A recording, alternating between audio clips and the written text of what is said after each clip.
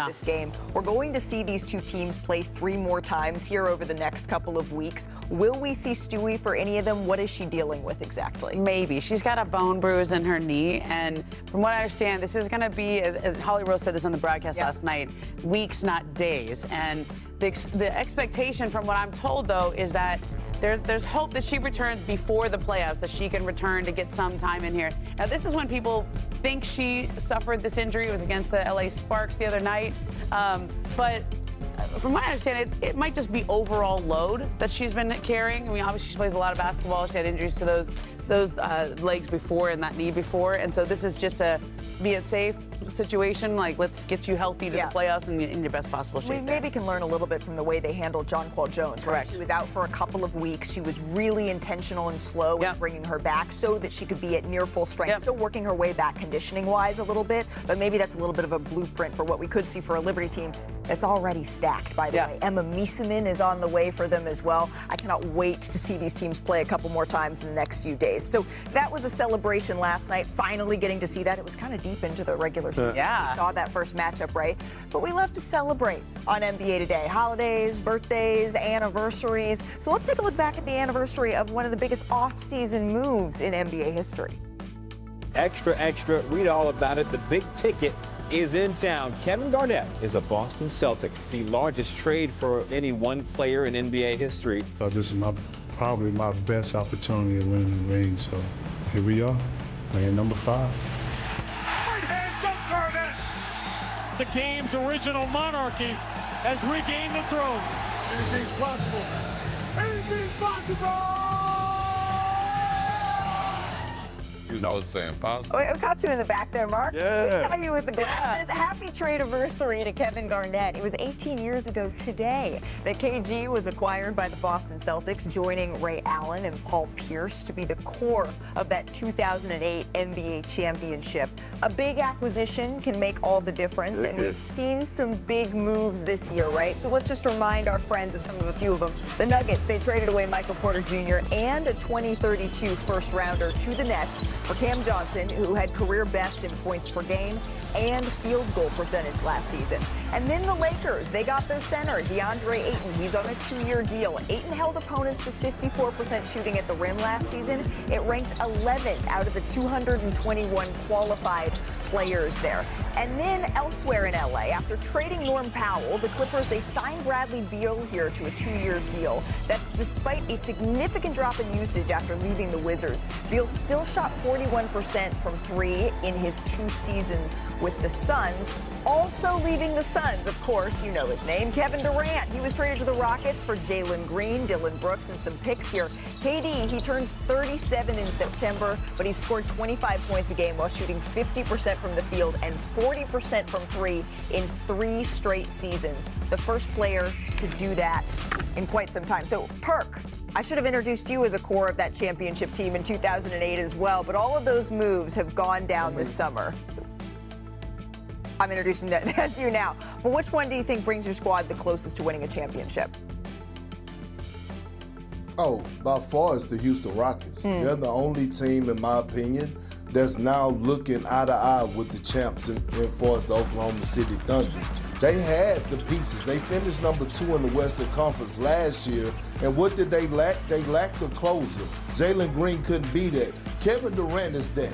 Arguably, in my eyes, the greatest scorer to ever touch the damn basketball. And they're loaded, stacked with wings. Being able to keep their young guys, Tari Eason, Amen Thompson, Jabari Smith, they could play inside out, loves to stretch the floor. They got a Kogi, and they just got great depth, and they got a hell of a coach. I'm looking at the Rockets right now as the second best team in the NBA, and they're inches behind the Oklahoma City Thunder. And I think it's night and day for us what they've done this offseason for us everybody else. Well, I'm happy that Perk went out there and made sure to consider the Oklahoma City Thunder because Thunder have done a great job of bringing their guys back.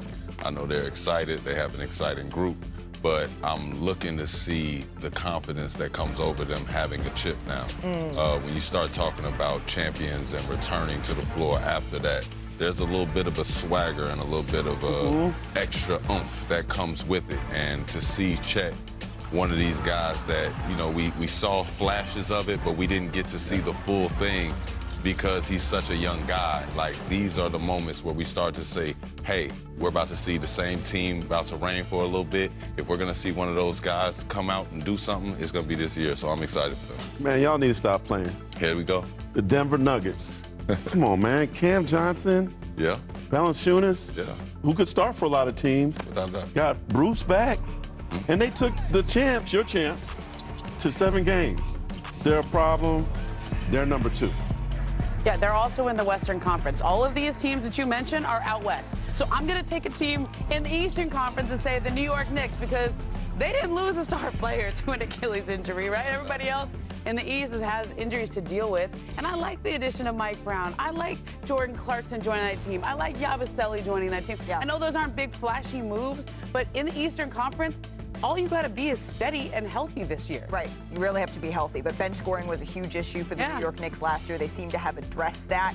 It's not sexy, but bringing the guys back for Oklahoma City, they are still the champs for a Jordan reason. Clarkson, I love the pick. We have a jam-packed show this final day of July. Caitlin Clark, does she not get the same whistle as every other W player? Well, her teammate Sophie Cunningham has some thoughts on this one.